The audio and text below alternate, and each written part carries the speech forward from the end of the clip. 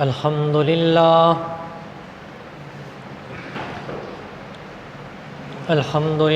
وكفى والصلاة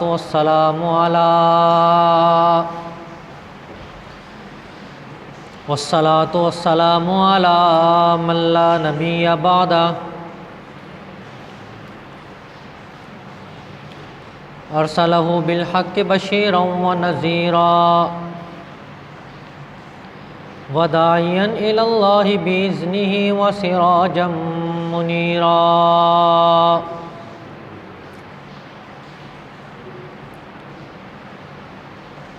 أما بعد فأعوذ بالله من الشيطان الرجيم بسم الله الرحمن الرحيم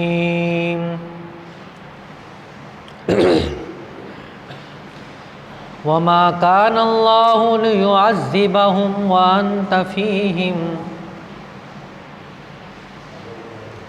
آمنت بالله صدق الله العظيم وبلغنا رسوله النبي الكريم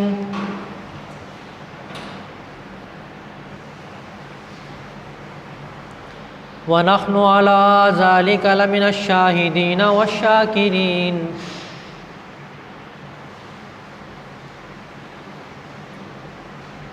والحمد لله رب العالمين۔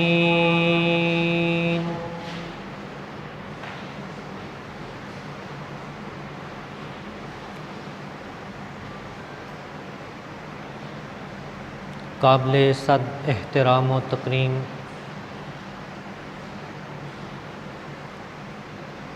میرے واجب الاحترام دوستوں، بزرگوں، عزیز نوجوان ساتھیوں،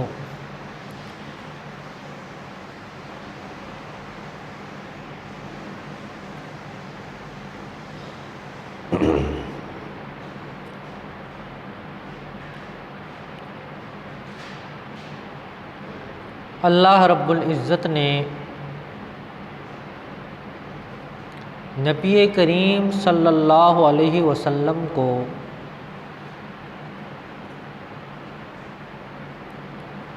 ایک مقام اور عظمت عطا فرمائی ہے،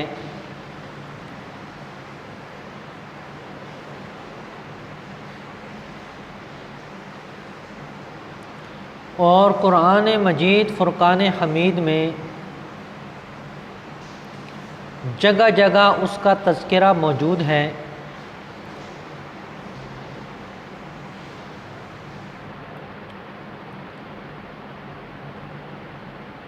ہمیشہ سے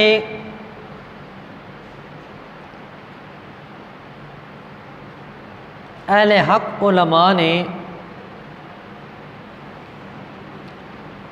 سیرت کے اوپر بے شمار کتابیں لکھی ہیں۔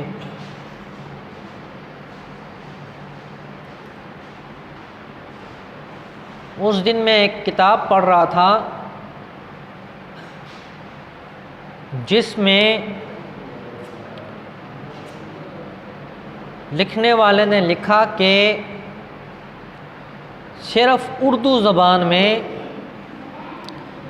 5000 کتب سیرت کے اوپر لکھی گئی ہیں، عربی، فارسی اور دوسری زبانوں کے علاوہ۔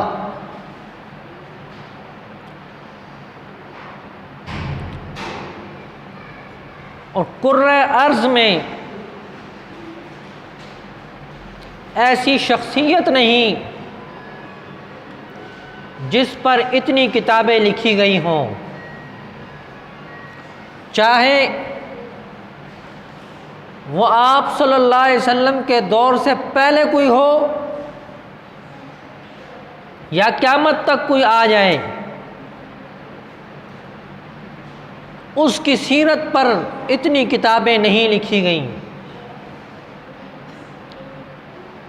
اشعار کی کتابیں الگ ہیں،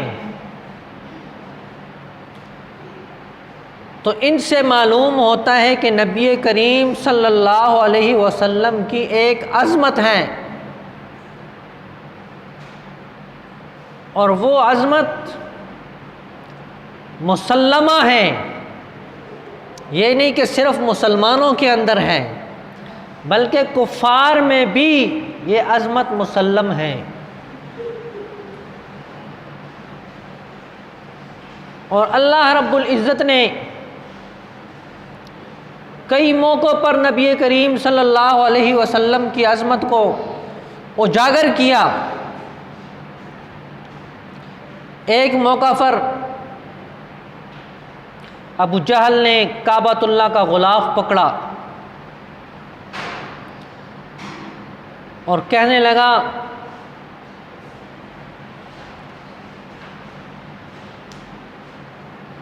کہ اگر تیرا یہ پیغمبر، یہ شخص جو اپنے آپ کو کہہ رہا ہے کہ میں پیغمبر ہوں، یہ سچا ہے تو فَأَمْطِرْ عَلَيْنَا حِجَارَةً مِّنَ السَّمَاءِ، ہمارے اوپر پتھروں کی بارش کر دیں، اَوْ ائْتِنَا بِعَذَابٍ أَلِيمٍ، یا ہمارے اوپر کوئی سخت عذاب نازل کر دیں۔ اب وہ بدبخت یہ نہیں کہتا کہ اگر یہ سچا ہے تو ہمیں ہدایت دے دیں، بلکہ اپنی بات پہ اکڑا ہوا ہے کہ نہیں، ہمارے اوپر پتھروں کی بارش کر دو۔ تو اس وقت اللہ نے ایک بات کہی اپنے پیغمبر سے کہ عذاب دینا، پتھروں کی بارش نازل کرنا، ان کو آزمائش میں مبتلا کرنا، کہ میرے لیے کوئی مشکل نہیں، لیکن وَمَا كَانَ اللَّهُ لِيُعَذِّبَهُمْ وَأَنْتَ فِيهِمْ، جب تک تو ان کے اندر موجود ہوگا ان پہ عذاب نہیں آئے گا۔ تو یہ رسول اللہ صلی اللہ علیہ وسلم کی عظمت تھی۔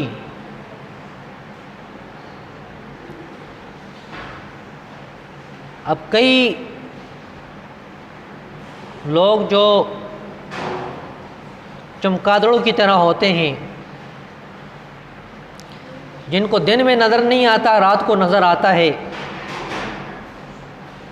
کسی بیچاروں کو تو رات کو بھی نظر نہیں آتا، تو وہ لوگ یہ اول فول بکتے رہتے ہیں۔ اور میں نے ایک دفعہ پہلے بھی آپ سے ایک بات کہی تھی، کسی کو یاد ہو، عموماً گستاخی کی ابتدا یکدم نہیں ہوتی ہے کہ کوئی آدمی جناب گھر سے اٹھے اور بکنا شروع کر دے، ایسے نہیں ہے۔ وہ سب سے پہلے اپنے امام مسجد کو برا بھلا کہتا ہے، اس کی توہین کرتا ہے۔ لوگ کہتے ہیں کوئی نہیں جی، ساڈے مولوی وچ کوئی قصور ہونا ہے، مولوی صاحب میں قصور ہوگا، تم جو ہے سب مومن ہو، آب زمزم سے دھلے ہوئے ہو۔ تو جب امام کی توہین ہوتی ہے نا تو کوئی بولتا نہیں ہے، تو اس میں جرأت پیدا ہو جاتی ہے، تو وہ پھر علاقائی سطح پہ جس عالم کی داغ ہوتی ہے اس کے خلاف بک بک شروع کر دیتا ہے۔ جب اسے نہ روکا جائے، اس کی زبان کو لگام نہ دی جائے، تو پھر وہ بڑے سطح پہ بھونکتا ہے، کسی ولی کی گستاخی کر دیتا ہے، کسی اللہ والے کو برا بھلا کہہ دیتا ہے، اور پھر بھی روک تھام نہ ہو تو وہ پھر ائمہ مجتہدین کو برا بھلا کہنا شروع کر دیتا ہے۔ پھر بھی روک تھام نہ ہو تو پھر وہ صحابہ کے اندر کیڑے نکالتا ہے، صحابہ کے اعمال میں نقص نکالتا ہے، یہاں تک کہ صحابہ اکرام کو برا بھلا کہتا ہے، اور آخر میں آ کر جب اس کی روک تھام نہ ہو تو وہ نبی کریم صلی اللہ علیہ وسلم کی گستاخی کرتا ہے۔ یہ جتنے بھی ہم دیکھتے ہیں اپنے ارد گرد جو معمولی معمولی گستاخیاں کرتے ہیں، ان کی انتہا یہی ہوتی ہے کہ یہ آخر میں رسول اللہ کی گستاخی کرتے ہیں۔ اور یہ صرف اور صرف یہاں تک بات نہیں کہ ایک شخص گستاخی کر دے اور ہم اس پر لعنت کر دیتے ہیں، جی اس پہ بے شمار لعنت ہے، اس پہ یہ ہے وہ ہے۔ اس سے کام نہیں چلتا میرے بھائیوں، بلکہ ہمارے اندر یہ غیرت ہونی چاہیے کہ اس نے ہمارے نبی کی گستاخی کی ہے، ہم آئندہ کے لیے اس نبی کی تعلیمات پر اور زیادہ عمل کرنا شروع کر دیں۔ بلکہ ہمارے ہاں کام الٹ ہوتا ہے۔ اس پہ ایک لطیفہ سنا کے سمجھاتا ہوں آپ کو۔ ایک بادشاہ، اس نے کہا یار میری عوام جو ہے بالکل سوئی ہوئی ہے، کوئی اٹھتا نہیں ہے، کوئی بات نہیں کرتا ہے، سب صبح نکلتے ہیں شام کو آ جاتے ہیں، کچھ کہتے نہیں ہیں، کچھ کرنا چاہیے۔ تو وزیر نے مشورہ دیا ان کی زندگی کو تنگ کر دو، پھر بھی اسی طرح چلتے رہے۔ آخر بادشاہ نے کہا کہ جو بھی گھر سے نکلے نا، ان کو لائن پہ لگا کے ان کو جوتے مارو۔ اب یہ لائن میں کھڑے ہیں جی جوتے کھانے کے لیے۔ ہفتے بعد بادشاہ کے دربار کے سامنے لائن لگی ہوئی ہے،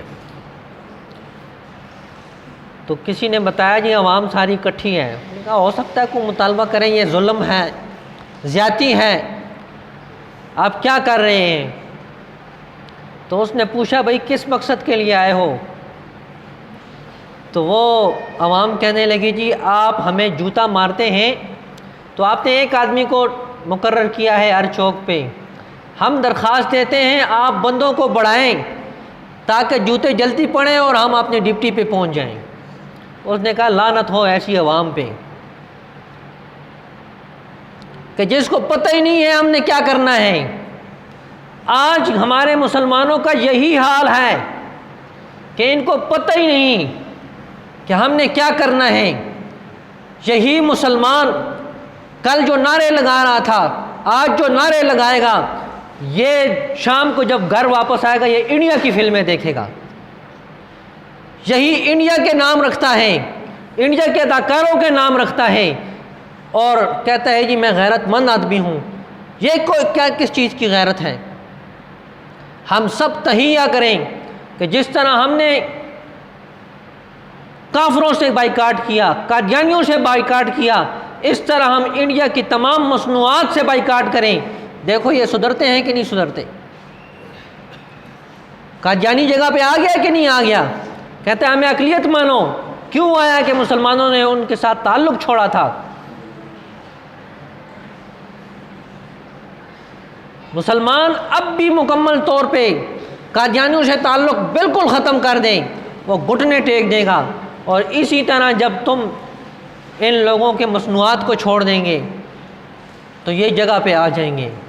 لیکن مصیبت یہ ہے ہماری کہ ہم صرف یہاں تک ادھر سے اوپر تک تو غیرت مند ہیں، لیکن یہاں غیرت نہیں ہے۔ ہم نے کبھی تہیہ نہیں کیا کہ ہم اسلام کی تعلیمات پہ عمل کریں گے۔